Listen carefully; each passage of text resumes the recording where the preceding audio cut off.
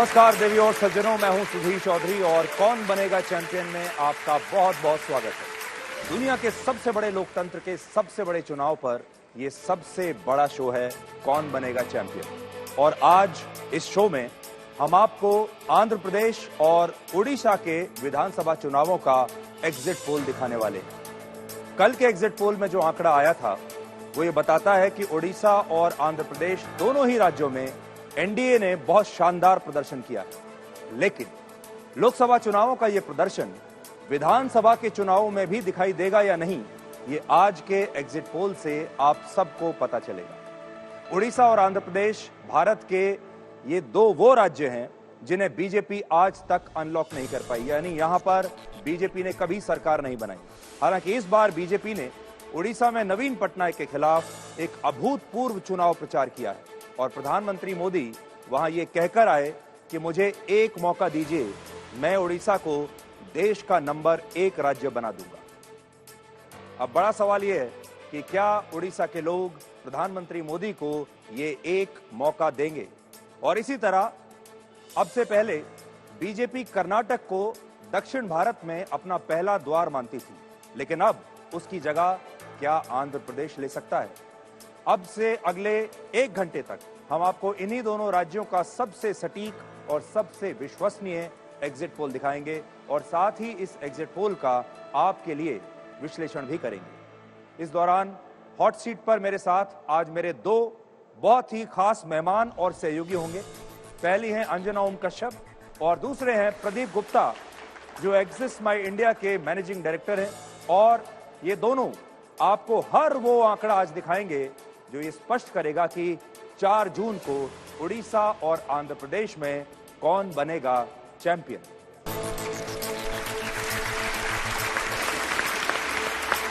बहुत बहुत स्वागत है अंजना। प्रदीप जी आपका बहुत स्वागत है, आइए।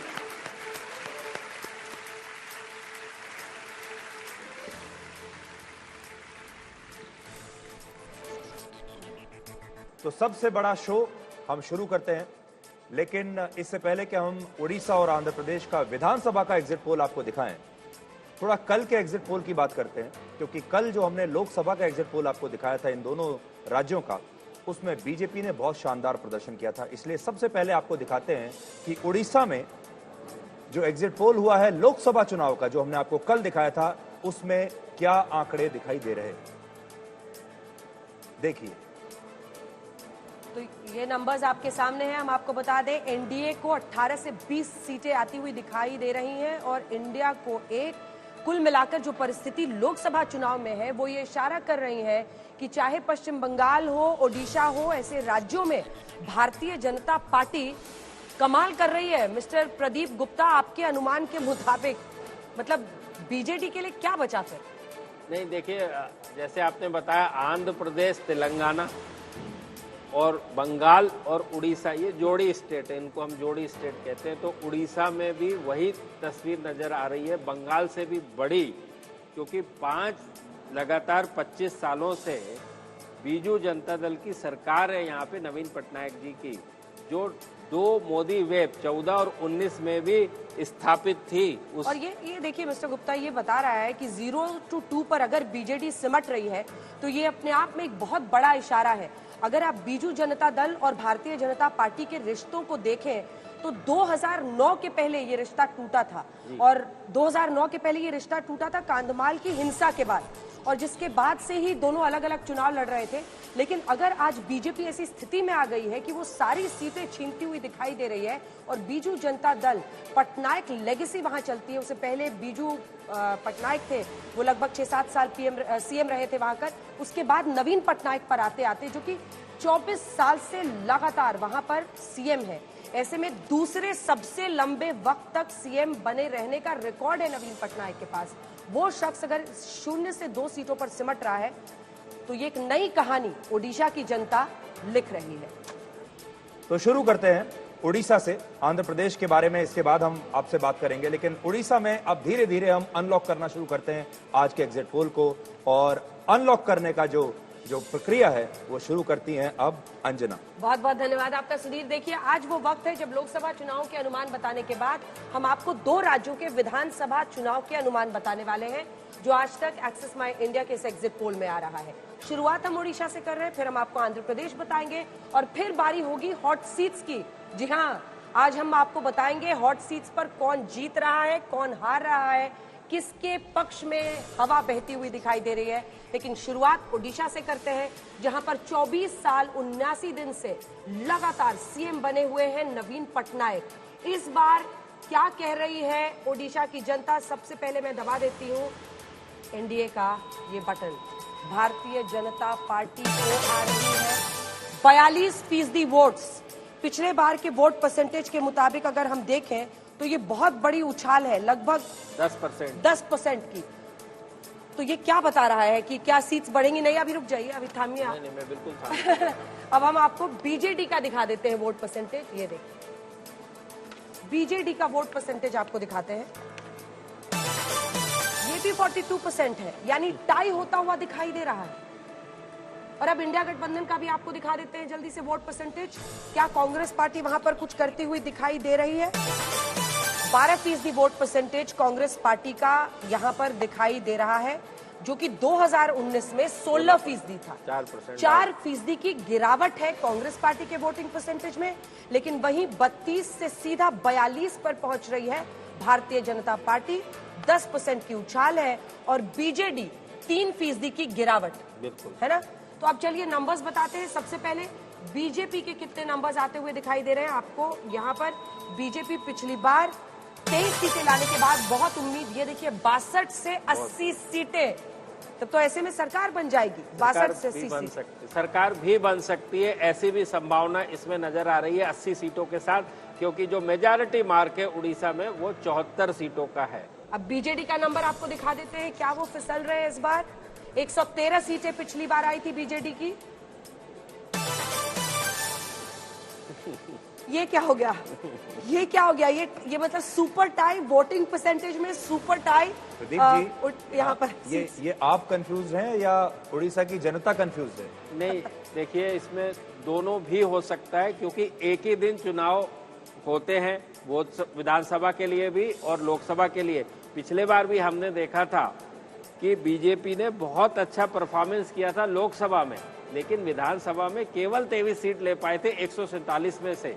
तो आप इससे अनुमान लगा सकते हैं कि जब मतदाता वोट करने जाता है उसके दिमाग में तो जरूर होता है शंख का बटन दबाना है इसके लिए और कमल का बटन दबाना है उस लोकसभा के लिए, लेकिन वो अंदर जाने के बाद ऐसा कुछ होता है कि अच्छे भी ये नहीं बता सकते। पढ़े लिखे लोगों से भी बात किया, अरे बोले मैं तो करना चाह रहा था लोकसभा में बीजेपी को, लेकिन वहां दे दिया मैंने बीजेडी को, और वाइसा वर्षा उसका उल्टा विधानसभा में। ऐसे आपको लोग मिले रिस्पांस में जिन्होंने ये बात कही? हाँ, बहुत सारे लोग ऐसे गलती से बटन दबा देते। बिल्कुल, गलती से जो दबाना चाह रहे थे वो हो जाता है, क्योंकि देखिए इतना कम समय होता है और एक आदत पड़ी हुई होती है लोगों की वहां पर एक पार्टी के फेवर में वोट करने की। जब परिवर्तन आता है तो परिवर्तन धीरे धीरे होता है, जो कि पिछले बार हमने देख लिया 8 सीटें आई थी लोकसभा की 21 सीटों में से बीजेपी के लिए, जो और केवल 12 आई थी उनके। तो अब वो जो है काफी श्रिंक होता हुआ नजर आ रहा है। पर अंजना, अगर आप और पुरुष हाँ। महिला में भी, जैसे विधानसभा लोकसभा ऐसे पुरुष और महिलाएं जो है अभी भी विधानसभा के लिए नवीन बाबू को चाहती हैं। 4% ज्यादा महिलाएं मेल के मुकाबले ज्यादा कनेक्ट है। जी बिल्कुल। और ये है नवीन पटनायक को लेकर, अगर आप ग्राउंड पर भी जाएंगे तो महिलाओं में काफी उनको लेकर, उनके व्यक्तित्व को लेकर उनमें काफी वो पसंद करती हैं। बीजेडी के भी नंबर्स दिखा देते हैं सुधीर जी। ये देखिए बीजेडी के कितने नंबर्स हैं। ये 62 to 80 सुपर टाई होने के बाद अब हमें दरअसल कांग्रेस के नंबर्स दिखाने हैं। कांग्रेस के नंबर्स हम दिखा देते हैं आपको। ये देखिए कांग्रेस के नंबर्स कितने हैं। कांग्रेस पार्टी को पिछली बार 9 सीटें आई थी। गिरावट है, मामूली गिरावट है, 5 से 8 सीटें। उनकी जो कोरापुट लोकसभा सीट है जिसमें 7 असेंबली सेगमेंट है, वो वहां पर हमेशा से बहुत अच्छा करते हैं और इस बार भी ऐसा लग रहा है कोरापुट सीट फिर से एक बार कांग्रेस जीत सकती है। तो कांग्रेस की जो सीमित है पहुंच वो कोरापुट सीट तक है। तो विधानसभा चुनाव में ओडिशा में जो तस्वीर उभरती हुई दिख रही है, इस अनुमान के मुताबिक वो आपको 3 लाइनों में समझाते हैं। सबसे बड़ी बात, भारतीय जनता पार्टी बहुत तेजी से आगे बढ़ती हुई अनुमानों के मुताबिक दिखाई दे रही है। लेकिन उससे भी बड़ी बात कि 62 to 80 का रेंज दोनों बीजेपी और बीजेडी दोनों का है, यानी नवीन बाबू की पार्टी हो या भारतीय जनता पार्टी हो, दोनों को एक ही मार्जिन की सीटों का अनुमान है, यानी पलड़ा किसी एक तरफ झुक सकता है और वो 74 सीटें अगर जिसको मिल जाएंगी वो सरकार बना लेगा। हालांकि अंजना, अगर आप देखें सीटों के मामले में दोनों बराबर है, लेकिन बीजेपी को फायदा ही फायदा है और बीजेडी को नुकसान ही नुकसान है। हाँ। वो 113 से फिसल के आ रहे हैं, फिसल के यहाँ आ रहे हैं। बिल्कुल। तो ये नुकसान जो है ये साफ दिखाई दे रहा है। तो इसका क्या मतलब हो सकता है कि क्या वहाँ की जो जनता है अब वो नवीन बाबू से थक चुकी है? 3 बड़ी बातें जो मुझे समझ में आती हैं। पांडियन साहब जो कि एक IAS अधिकारी हैं और दक्षिण भारत के हैं, ये आरोप लगातार बीजेपी लगा रही है कि कोई साजिश नवीन बाबू, 77 वर्ष उनकी उम्र है, कोई साजिश उनके इर्द गिर्द रची जा रही है। नाम प्रधानमंत्री ने भी नहीं लिया किसी का, लेकिन उन्होंने भी इशारा किया कि अगर हमारी सरकार आएगी तो हम जांच बिठाएंगे कि नवीन बाबू की तबीयत इतनी खराब क्यों हो गई है। क्योंकि एक वीडियो भी वायरल हुआ था, अगर आपको याद हो, जिसमें उनका हाथ बहुत कांप रहा था। उसके बाद से सामने आए नवीन बाबू, उन्होंने इंटरव्यू दिया। वो कहते हैं कि प्रधानमंत्री को अगर मेरी तबीयत की चिंता है तो मुझे फोन ही कर लेते, मैं उनको बता देता। लेकिन ये कॉन्स्पिरेसी है मेरे खिलाफ, जो मेरी सेहत को लेकर बातें फैलाई जा रही है, मेरी सेहत को कोई बात। तो मुझे लगता है उनका हेल्थ भी एक कंसर्न शायद जो वोटर है उसके मन में कहीं पर है। ऐसा होगा प्रदीप जी कि उनकी खराब सेहत को लेकर भी वोटर का कॉन्फिडेंस हिला होगा? नहीं, देखिए, परिवर्तन प्रकृति का नियम है, कभी ना कभी तो होना है, ये तय है। सवाल है कब होना है।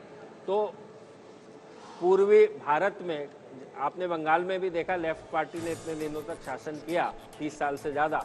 उसके बाद यहाँ पे अब लगभग 25 साल होने पे आए और जनता ये देख रही है कि अब नवीन बाबू की जो उम्र और स्वास्थ्य को लेके भी बहुत सारी सवाल हो सकते हैं। लेकिन उससे भी बड़ा सवाल है अस्मिता का। जैसे सब जानते हैं कि उन्होंने साउथ इंडिया से आए हुए पंडियन साहब जो IAS अधिकारी हैं उड़ीसा कैडर के, उनको आगे रखा, फोरफ्रंट पे रखा। तो अब जनता देख रही है कि जब पूरे के पूरे देश में सब जगह करीब करीब बीजेपी की सरकारें आते जा रही है एक के बाद एक, तो क्यों ना हम इस बार परिवर्तन करने का सोचें। एक और बड़ी बात है, लेकिन अगर परिवर्तन अभी हम लोग फिक्स तरीके से नहीं कह सकते हैं, क्योंकि अनुमानों के मुताबिक भी दोनों में से कोई सरकार बना सकता है। और अगर नवीन पटनायक फिर से सरकार बनाते हैं तो वो पवन चामलिंग जो कि सिक्किम के मुख्यमंत्री हैं, उनका रिकॉर्ड तोड़ देंगे। वो 24 साल 189 दिनों से सीएम है और ये 24 साल 89 दिनों से सीएम है। तो 2 लॉन्गेस्ट स्टैंडिंग सीएम्स। लेकिन देखिए अभी भी सिक्किम के सीएम थे, अब बदल गई पिछले बार बदल गए 19 में ही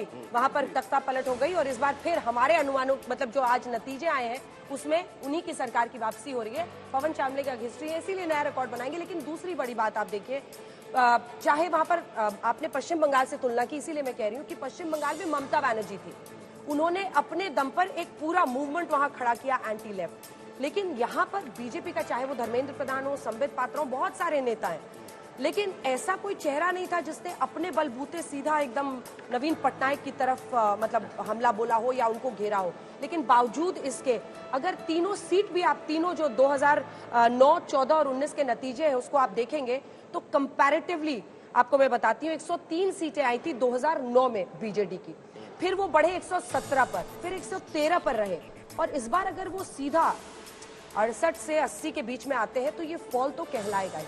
अब जो हॉट सीट कूल हवा है वो आपको दिखाने की बारी है। सबसे पहले हम आपको दिखा रहे हैं, ये दरअसल लोकसभा की सीट है, संबित पात्रा और अरुण मोहन पटनायक की। 8000 वोट से पिछली बार हारे थे, लेकिन इस बार वो बहुत आश्वस्त है। हालांकि भगवान जगन्नाथ को लेकर उन्होंने जो एक बयान दिया था उस पर उन्होंने माफी भी मांगी, उन्होंने कहा, मौन भी रखा उन्होंने। लेकिन ये एक हॉट सीट है। एक वक्त था जब 6 बजे हल्ला बोल में लगभग हर रोज लोग आते थे और रोज वीडियोस इनके वायरल होते थे। बोलने का अंदाज अलग है, तरीका अलग है, लेकिन अब इन्होंने सब कुछ वहां पर अर्पित कर दिया है। पूरी में ही आजकल रहते हैं और धर्मेंद्र प्रधान केंद्रीय मंत्री, इन पर भी नजर रखिएगा, संबलपुर से हैं। कई लोग ये मानते हैं कि हो सकता है आने वाले दिनों में अगर वहां पर सरकार बीजेपी की बने तो उसमें एक अहम भूमिका धर्मेंद्र प्रधान की भी हो सकती है। बतौर पेट्रोलियम मंत्री उन्होंने बहुत काम किया जी। लेकिन प्रदीप जी, एक चीज हमने ये देखी कि ये दोनों कल्ट फिगर्स हैं, चाहे ममता हो चाहे नवीन बाबू हो, बीजेपी के पास दोनों ही राज्यों में कोई ऐसा बड़ा चेहरा नहीं है। तो बीजेपी इनको जो टक्कर दे रही है, क्या संगठन की ताकत से टक्कर दे रही है? नहीं, देखिए, या फिर वो लगातार जो ग्राउंड पर जो काम कर रहे हैं over a period of time, जो कांग्रेस पार्टी नहीं कर पाई, ये उसका नतीजा है। देखिए दोनों बिल्कुल शामिल है, दोनों का समावेश है इस परिवर्तन में जो नजर आ रहा है। यदि होता है तो होने की मुझे तो कम से कम पूरी संभावनाएं दिख रही है, जिस हिसाब से सीटों का घटाव गिराव हो रहा है बीजेडी के। लेकिन एक नेता का हमेशा जमीन पे काम करना, जनता हमेशा किसी एक व्यक्ति के साथ बड़े आसानी से जुड़ जाती है, जिसको आप मैग्नेट कहते हैं। और एक पार्टी बहुत बड़ा समूह होता है, तो उससे जुड़ने के लिए समय लगता है। तो आप जिस भी प्रदेश में देखेंगे परिवर्तन हुआ है, लोकसभा में या विधानसभा में, आप हिस्ट्री उठा के देख लीजिए, चाहे जेपी मोमेंट से लेके विश्वनाथ प्रताप सिंह से लेके अटल बिहारी वाजपेयी से लेके नरेंद्र मोदी तक, आप ये पाएंगे जब तक एक व्यक्तित्व नहीं आएगा जिसके छतरी के नीचे सारे लोग अपने आप को सुरक्षित पाते हैं और चले जाते हैं उनकी तरफ, उसका असर होता है। तो पिछली बार जो है लोकसभा में धर्मेंद्र प्रधान जैसे मिनिस्टर थे, पेट्रोलियम मिनिस्टर थे, और उज्ज्वला योजना सबसे बड़ी फ्लैगशिप स्कीम थी 2014 से 19 के बीच में मोदी सरकार की, और उसका बहुत बड़ा फायदा 8 सीट और 12 सीट, कोई ज्यादा अंतर नहीं रह गया था, सिर्फ 2 सीट इधर उधर हो तो बराबरी का मामला हो गया था। लेकिन बीजेपी ने पहले भी और अभी भी कोई विधानसभा या मुख्यमंत्री उम्मीदवार के तौर पे किसी को डिक्लेयर नहीं किया। मेरा ऐसा खुद का मानना है कि यदि ये कर देते तो हम ये टाई वाली स्थिति की बात ही नहीं कर रहे होते।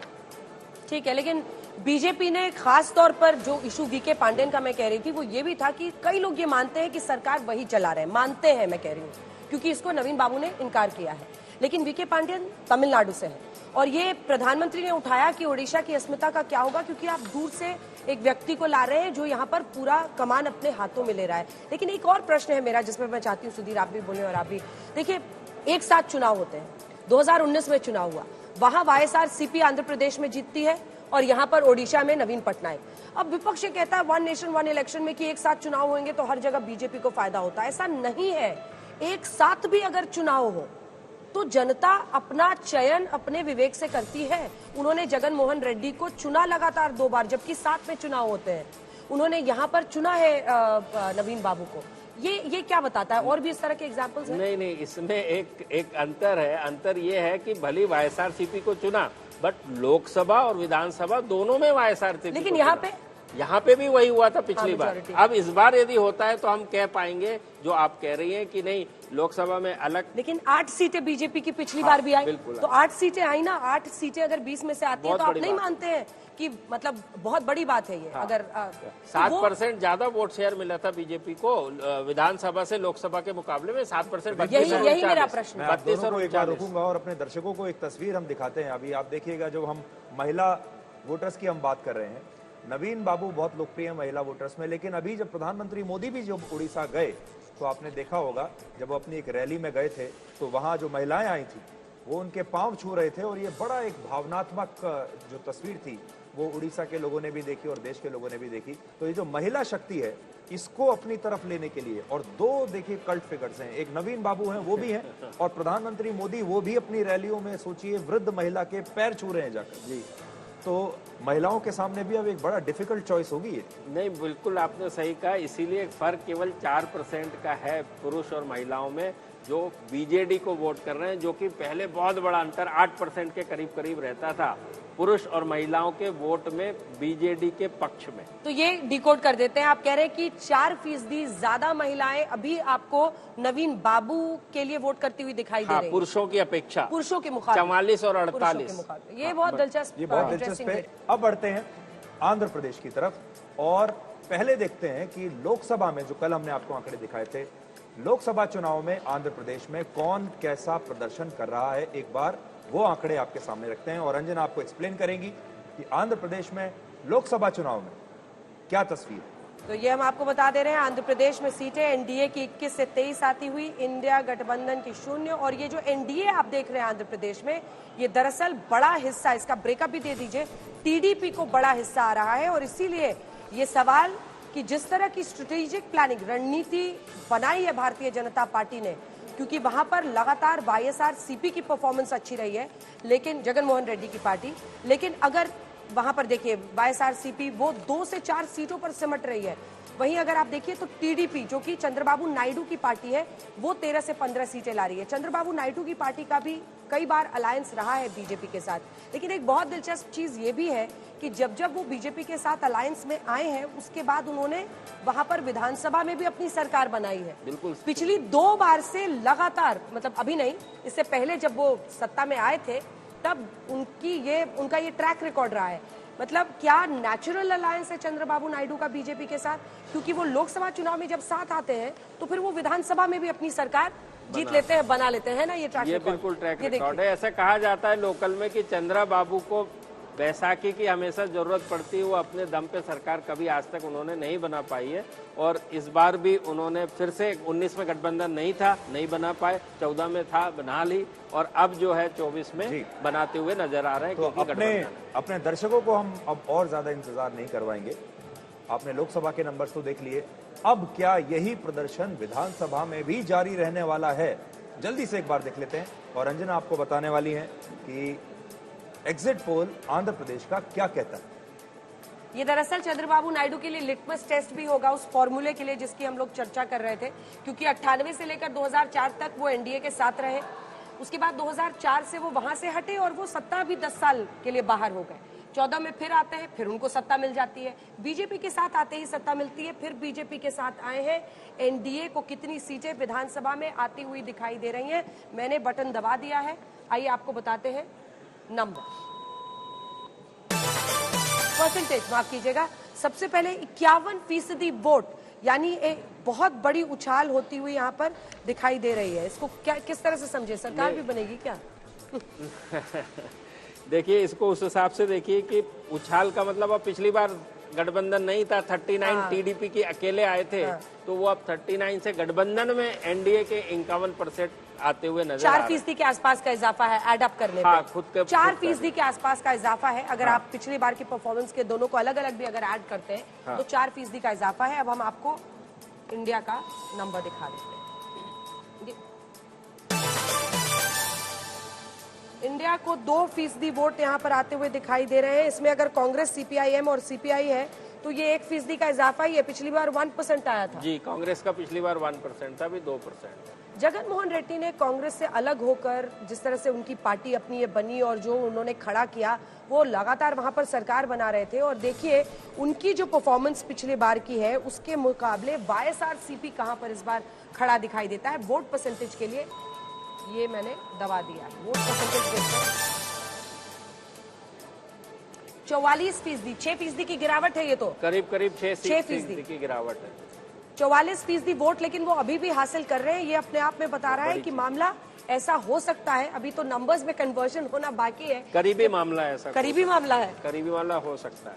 प्रदीप जी हिंट देने में बहुत कंजूसी करते हैं, तो जब वो हिंट दे रहे हैं तो उसको ध्यान से सुनिए। लेकिन अब हम आपको सीधा नंबर्स बताते हैं, क्योंकि नंबर्स से ही तय होगा किसकी बन रही है वहां पर सरकार। और एनडीए को वहां पर आ रही हैं 98 से 120 सीटें, 85 सीटों का इजाफा, 85 सीट्स। हाँ जी, 100, क्योंकि पिछली बीजेपी, बार टीडीपी और जेएसपी जो मिला के गठबंधन एनडीए को 175 सीटों में से 175 सीटों की ये असेंबली है, उसमें से 98 से 120 सीटें आती दिख रही है। उसकी बड़ी वजह, ये इतना बड़ा उछाल आप इसलिए देख पा रही हैं। पवन कल्याण की पार्टी को कितनी सीटें आती हुई दिख रही है? पवन कल्याण की पार्टी को 16 से 18 सीटें आती हुई दिख रही है। 16 से 18, मतलब पहला और बीजेपी को आप सिर्फ 4 से 6 ही दिखा रहे हैं। उन्होंने 10 ही सीट पे चुनाव लड़ा है, बीजेपी ने 10 सीट, अलायंस में उन्होंने 10 सीट लड़ा है। लेकिन 21 सीटों पर लड़ने वाले जनसेना पार्टी के पवन कल्याण अगर 16 से 18, तो इनका स्ट्राइक रेट तो जबरदस्त दिख रहा है। जबकि टीडीपी अगर आप देखिए तो 144 सीटों पर वो लड़े थे और वो लगभग 96 अपर एंड सीट्स आती हुई, तो इतने में तो उनकी सरकार बनती हुई साफ दिखाई दे रही है अगर इतनी सीटें आ जाती हैं तो। बिल्कुल सरकार बनती हुई नजर आ रही है एनडीए गठबंधन की, और अच्छे से बनती हुई नजर आ रही है। मैं नहीं कहूंगा बहुत बड़ी लैंडस्लाइड हो रही है, लेकिन 98 से 120 सीटें मिलना मतलब कि अच्छी खासी सिंपल मेजॉरिटी। इंटरेस्टिंग बात यह है कि वो फॉर्मूला सही बैठ गया सुधीर। मतलब जब जब वो एनडीए में आते हैं लोकसभा चुनाव में, वो वहाँ विधानसभा भी जीत जाते हैं। तो एक तो शायद कौन लकी है, किसका लकी चार्म है? लकी चार्म है, और दूसरे शायद नेचुरल पार्टनर्स भी हैं एक दूसरे के। तो चलिए जेनरिक आपको दिखा देते हैं। हालांकि टीडीपी कितने रिलायबल पार्टनर है नहीं है ये भी हमेशा सवालों में रहा है, क्योंकि चंद्रबाबू नायडू, ये देखिए टीडीपी का अलग से नंबर हम आपको दिखा रहे हैं, 78 से 96 सीटें, 78 से 96 सीटें उनकी है। और अब हम आपको वाईएसआरसीपी का नंबर दिखा देते हैं। वाईएसआर जगन मोहन रेड्डी की पार्टी, जिसने पिछली बार वहां सरकार बनाई थी, 55 से 77 पर सिमटते हुए दिखाई दे रहे हैं। जो 85 सीटें ये लूज कर रहे हैं वो सारी की सारी उधर आ गई है। पिछले एक बार +85 है और दूसरा -85। पिछले बार वोटों का विघटन हुआ, बीजेपी अलग, कांग्रेस अलग, टीडीपी अलग, जनसेना अलग पवन कल्याण की, और वाईएसआरसीपी अलग। उसके मायने क्या हुए? वाईएसआरसीपी ने 175 सीटों में से 151 सीटें जीत ली। आप समझिए बात को, 175 में से 151 सीटें जीत लेना, और दूसरे तरफ टीडीपी ने केवल 23 सीटें जीती थी, केवल 23 सीट, जो कि अब पूरा का पूरा यहाँ गठबंधन हो गया और जगन मोहन रेड्डी अकेले पड़ गए। और अंतर देख पा रहे हैं आपकी 151 से वो एकदम लुढ़क के 55 से 77। तो ब्रेकिंग न्यूज हमारे दर्शकों के लिए ये है 77 तक कि जगन मोहन रेड्डी इस समय बुरी स्थिति में है, और ये हो सकता है कि जगन मोहन रेड्डी ये चुनाव हार जाएं और टीडीपी बीजेपी के साथ मिलकर और पवन कल्याण के साथ मिलकर इस चुनाव को जीतती हुई दिख रही है, क्योंकि सीटों की संख्या में बहुत अंतर दिखाई दे रहा है। और घोर गर्मी में भी पंखा नहीं चला वाईएसआरसीपी का, लेकिन यहाँ पर भी साइकिल ही सिंबल है टीडीपी का। हाँ। और जो साइकिल यूपी में नहीं चल रही है वो साइकिल आपको आंध्र प्रदेश में चलती हुई दिखाई दे रही है। मतलब दोनों ही तरफ, चाहे वो लोकसभा चुनाव हो, विधानसभा चुनाव हो, दोनों में चंद्रबाबू नायडू के अच्छे दिन आते हुए दिखाई दे रहे हैं। एक वक्त पर वो आंध्र प्रदेश में सिंबल बने थे कि हम आईटी हब बना रहे हैं, हम मल्टीनेशनल कंपनीज को ला रहे हैं। उनकी एक छवि बनी थी एक ऐसे व्यक्ति के तौर पर जो बहुत फॉरवर्ड लुकिंग था, लेकिन जगन मोहन रेड्डी के पंखे की हवा में वो बह गए थे। लेकिन ऐसा लगता है कि 24 उनके लिए लकी साबित हो रहा है। नहीं, यहाँ पे एक बहुत ही इंटरेस्टिंग बात ये है, यहाँ पे भी महिलाओं का बहुत बड़ा रोल है। अच्छा, जगन मोहन रेड्डी ने खूब संख्या में सोशल वेलफेयर स्कीम, गरीब कल्याण योजनाओं की डिलीवरी की है। उन्होंने पक्का किया, वॉलेंटियर खोले, सारी मेहनत की है। उसके चलते आप पा रहे हैं, सिर्फ यदि ये चुनाव महिलाओं के बीच में होता तो एनडीए को कंबाइंड 48% वोट मिलते और वाईएसआरसीपी को 47% वोट मिलते। केवल 1% का अंतर है, मतलब बराबर बटे हुए। बिल्कुल बराबर है। लेकिन पुरुषों में एनडीए को 54% वोट मिलते दिख रहे हैं और महिलाओं वाईएसआरसीपी को 41।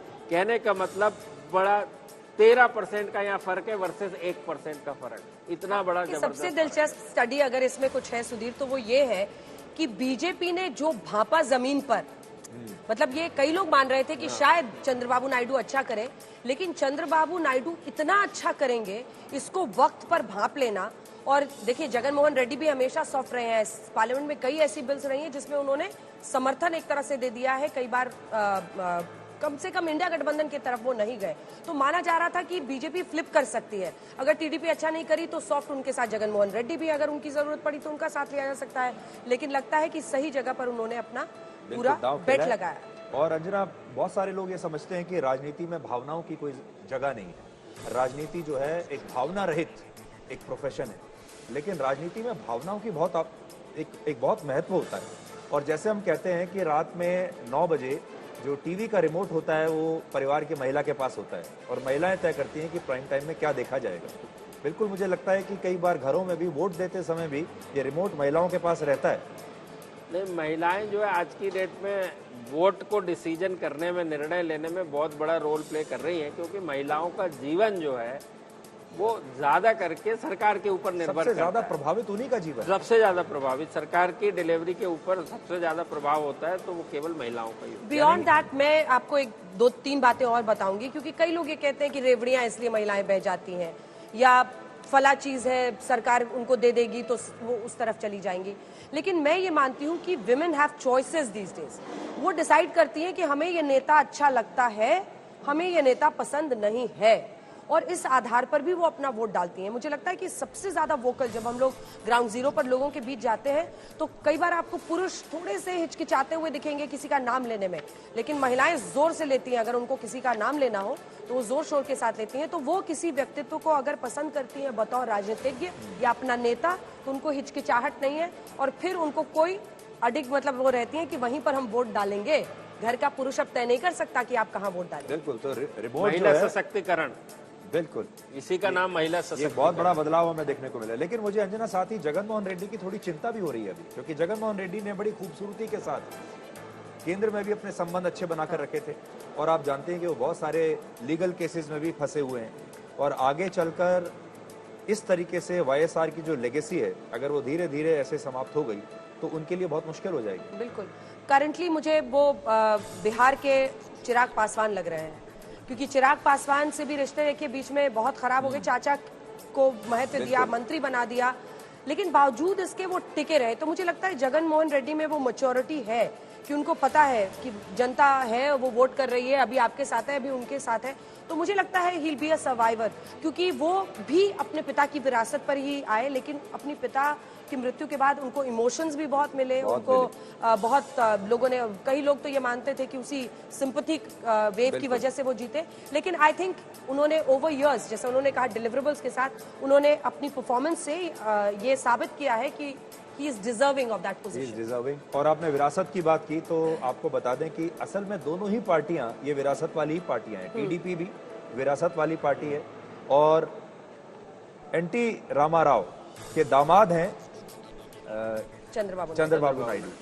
और एक जमाने में एनटी रामाराव जो थे वो मुख्यमंत्री हुआ करते थे आंध्र प्रदेश के, और तब उन्हें सत्ता से हटाकर चंद्रबाबू नायडू ने पार्टी पर भी कब्जा किया, सत्ता पर भी कब्जा किया और उसके बाद से फिर टीडीपी चंद्रबाबू नायडू जो है वो चला रहे हैं। तो ये भी असल में एक विरासत वाली ही पार्टी है, जैसे कि जगनमोहन रेड्डी की। लेकिन यहाँ पर भी एक अजीब एग्जाम्पल है जहाँ दामाद को जनता ने विरासत सौंप दी, क्योंकि ऐसा नहीं है कि परिवार के अन्य लोगों ने कोशिश नहीं की, लेकिन वो राजनीतिक रूप से फेल हो गए। जो एनटीआर की वाइफ थी उन्होंने कोशिश की थी और वही अध्यक्ष डिक्लेयर हुई थी, लेकिन परिस्थितियों का निर्माण ऐसा हुआ, उनकी उम्र काफी थी और चंद्रबाबू नायडू उस समय यंग थे, तो सबने नेचुरली इनको उपयुक्त पाया मुखिया के लिए और फिर उसके बाद से उन्होंने कमान संभाली। एक और बड़ा कारण यह है कि चंद्रबाबू नायडू अभी जेल में रहे। आपको लगता है कि जेल जाने के बाद, देखिए कहते हैं कि अगर कोई नेता जेल चला जाए तो फिर उसका करियर और ज्यादा चमक जाता है, तो क्या जेल जाने के बाद ये सहानुभूति उनके पक्ष में ज्यादा आई है? देखिए, जेल जाना एक और किस वजह से जाना दो, और तीसरी बड़ी बात सहानुभूति की, एक तो जनता के मन में आती है, जब जनता विकल्प देख रही होती है तो सहानुभूति बहुत बड़ा रोल प्ले करती है। दूसरा क्या हुआ कि पवन कल्याण जो कि अलग चुनाव लड़े थे, छोटे छोटे 7% वोट शेयर भी होता है, बट काफी है आंध्र प्रदेश के अंदर जब बाइपोलर वोट चुनाव हो टीडीपी और वाईएसआरसीपी के, तो पवन कल्याण उनसे जेल में मिलने गए और जेल में गठबंधन हो गया, जो कि 14 के चुनाव में नहीं हुआ। ऐसा लग रहा है कोई फिल्म की स्क्रिप्ट है ये। बिल्कुल। एक बात उसके भी साथ साथ ये हुआ सो हुआ, उसके पीछे पीछे बीजेपी भी आ गई। कहने का मतलब जब 3 जने जुड़ गए, बोलते हैं ना कि सारे दुश्मन एक तरफ हो गए या दोस्त एक तरफ हो गए, तो उसका गठबंधन इतना मजबूत और बड़ा बन गया कि वाईएसआरसीपी। लेकिन देखिए, अरविंद केजरीवाल से दुनिया भर के नेता जेल में जाकर मिलाए, वो काम नहीं किया। विकल्प नहीं ढूंढ रही ना जनता।